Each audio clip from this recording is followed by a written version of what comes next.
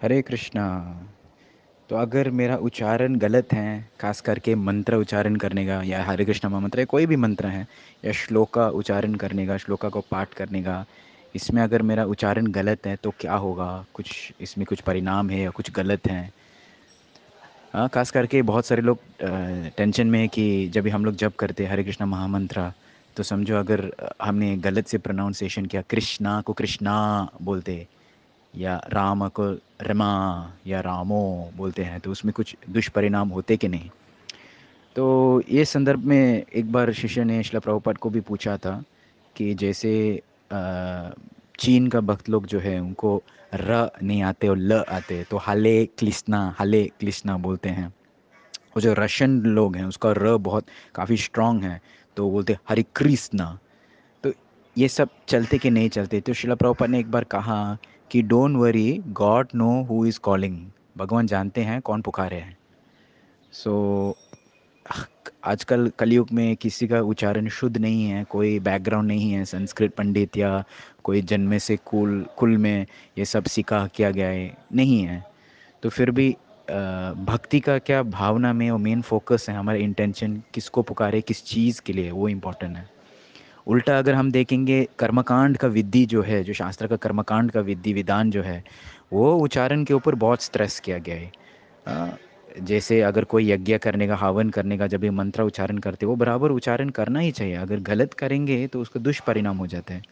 एक श्रीमद् भागवतम में एक संदर्भ, एक स्टोरी आता है कि अ, त्वष्ट एक मुनि, तो उन्होंने एक यज्ञ करना था और उस यज्ञ में उनको एक राक्षस को प्रकट करना, जिसमें वो राक्षस इंद्र को मार सकते हैं। एक लंबा कहानी है ये, लेकिन इसका उद्देश्य ये है। तो उन्होंने जब यज्ञ का आहुति डालते समय उन्होंने इंद्राय शत्रोह, तो जब भी उसका दीर्घ इंद्राय शत्रुह मतलब एक राक्षस जिसने इंद्र उसको मारेंगे, उसका उद्देश्य था क्या था? एक राक्षस आएगा जो इंद्र को मार सकते हैं, लेकिन इंद्राय शत्रु, इंद्र शत्रु हो बोलना चाहिए था, इंद्राय शत्रु हो। तो मतलब वो राक्षस को इंद्र से मारने वाले हैं, उल्टा हो गया। सो इसमें हम देख सकते हैं कि कर्मकांड में बहुत काफ़ी कठिन है, लेकिन भक्ति मार्ग ऐसा नहीं है। कर्म कर्म मार्ग में काफ़ी कठिन है। रूल्स जो है, विधि विधान एकदम पक्का होना चाहिए, उच्चारण पक्का होना चाहिए, शुद्धता पक्का होना चाहिए, स्वच्छता पक्का होना चाहिए। तो इसलिए कलयुग में बाकी मार्ग जैसे कर्म, ज्ञान, योगा, ये काफ़ी कठिन है। और भक्ति के सबके लिए, और हम सरल से कर सकते हैं। तो चिंता मत कीजिए, अगर हमारा उच्चारण जितना हो सकते हम इम्प्रूव करना चाहिए, लेकिन इतना भी ज़्यादा स्ट्रेस नहीं है। एक बार भी शिला प्रभुपाद का शिष्य जो है, सब दक्षिण भारत में आए, मद्रास में, और वो लोग भगवद गीता का श्लोका पाठ करे, तो वेस्टर्न लोग अगर वो लोग श्लोकास बोलेंगे तो थोड़ा अजीब ही लग रहा है। जैसे अगर कोई वेस्टर्न लोग हिंदी में बोल रहे हैं तो अजीब ही लग रहा है। तो वहाँ पे दक्षिण भारत का ब्राह्मण लोग देखते हैं, हाँ ठीक है वो लोग का श्लोका पाठ करे, लेकिन उसका जो उच्चारण, इंग्लिश में प्रोनाउंसिएशन बोलते हैं, उसका प्रोनाउंसिएशन वो ठीक नहीं है।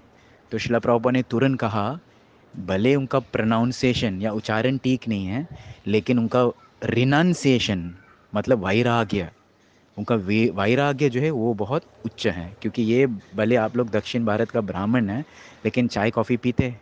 ये लोग चाय कॉफ़ी भी छोड़ दिया, देखो उसका वैराग्य या विरक्ति कितना है। तो उच्चारण को मत देखो, वैराग्य देखो, वैराग्यता जो है बहुत उत्तम है। हरे कृष्णा।